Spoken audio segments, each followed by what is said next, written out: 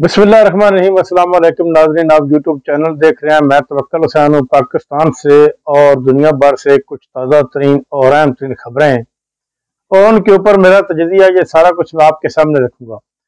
पाकिस्तान के KPK के सूबा में एक ड्रोन हमला हुआ है, लेकिन ये ड्रोन हमला किसने किया है? कुछ लोग तो कह रहे हैं कि इंडिया ने किया है, लेकिन हिंदुस्तान ने ये ड्रोन हमला नहीं किया। ये पाकिस्तान से भी नहीं हुआ, बल्कि ये एक झूठी अफवाह है कि पाकिस्तान के ऊपर ड्रोन हमला किया गया। यानी कि ये हिंदुस्तानी मीडिया और कुछ ऐसा मीडिया जो हमारे अदारों के खिलाफ है, वो ये इस खबर को फैला रहे हैं। ये बिल्कुल किसी किस्म का कोई, कुछ लोग तो कह रहे हैं कि ड्रोन हमले के नतीजे में 3 लोग शहीद भी हुए हैं और ये नुकसान भी हुआ है, हिंदुस्तान से आया है, हिंदुस्तान को इसका जवाब देना चाहिए। हिंदुस्तान को जवाब मिल चुका है। हिंदुस्तान अब दोबारा किसी सूरत में पाकिस्तान से जंग का सोच भी नहीं सकता और ना ही सोचेगा, और ना ही पाकिस्तान के बॉर्डर की खिलाफ वर्जी करेगा, ना फजाई हदूद की खिलाफ वर्जी करेगा और ना ही समुद्री हदूद की खिलाफ वर्जी करेगा। ये हो ही नहीं सकता, क्योंकि पाकिस्तान एक मजबूत तरीन मुल्क है और पाकिस्तान की स्ट्रेटजी जो इस जंग में सामने आई है वो सबसे ही मजबूत इसलिए है कि पाकिस्तान ने चाइना के साथ मिलकर हिंदुस्तान का अब के साथ जंग लड़ी है और अपना दिफा किया है, और चाइनीज साख्ता जो सारा के सारा असला वो इस्तेमाल किया है।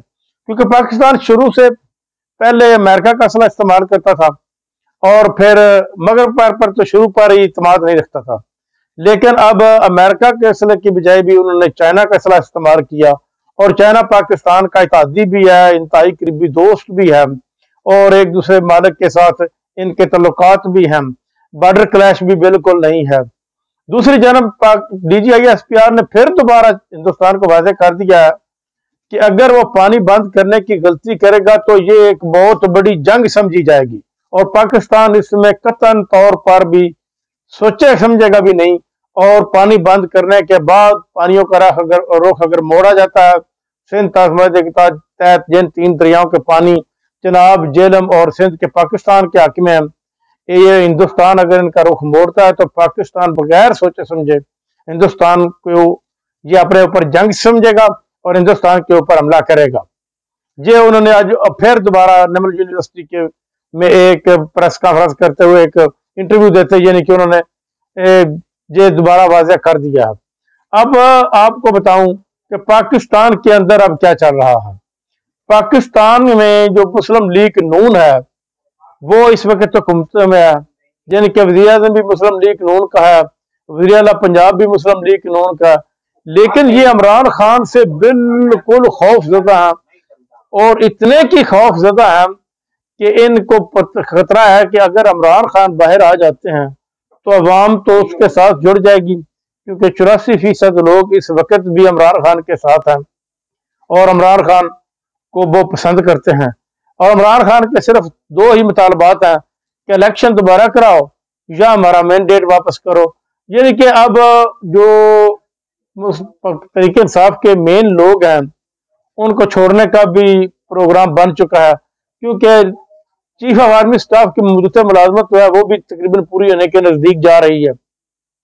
29 नवंबर को उनकी मुलाजमत जो है वो खत्म हो रही है, मुद्दत खत्म हो रही है और उसके बाद नया चीफ आ जाएगा। वो तो सिलसिला आर्मी के अंदर है, वो चलता रहेगा। लेकिन अगर इमरान खान बाहर आ जाते हैं तो फिर सिचुएशन कुछ और होगी। और इस वक्त महंगाई का ये आलम है कि नया बजट आ रहा है और नए बजट में महंगाई मजीद तेज हो जाएगी। बहुत ज्यादा ही महंगाई आने वाली है, क्योंकि हुकूमत पाकिस्तान ने पेट्रोलियम के ऊपर लेवी टैक्स बढ़ाने का फैसला कर लिया है। और अगर लेवी बढ़ाई जाती है तो फिर ऑटोमेटिक पेट्रोल बढ़ता है तो ऑटोमेटिक महंगाई आ जाती है। और जो मरियम नवाज है, जो वज़ीर आला पंजाब है, उनका जो इस वक्त सारे का सारा जो फोकस है वो सड़कें बनाने पर, बाजार खुले करने पर, पंजाब को सुथरा। ये भी अच्छा काम है, ये बुरा नहीं है, लेकिन चाहिए तो ये था कि रोजगार दिया जाए, लोगों को छोटी छोटी स्मॉल फैक्ट्रियां देना चाहिए था, बिजली के बिलों को खत्म किया जाए, बिजली के बिल का मुतबादल हल तलाश किया जाए। लेकिन वो बजाय इसके हल तलाश करने के वो इस वक्त सड़कें बनाने के ऊपर, रोड बनाने के ऊपर और इस वक्त फोकस उनके ऊपर कर रहे हैं। और हर कार्ड के ऊपर उनको सिर्फ अपनी तस्वीर होनी चाहिए उनकी तशहीर होनी चाहिए।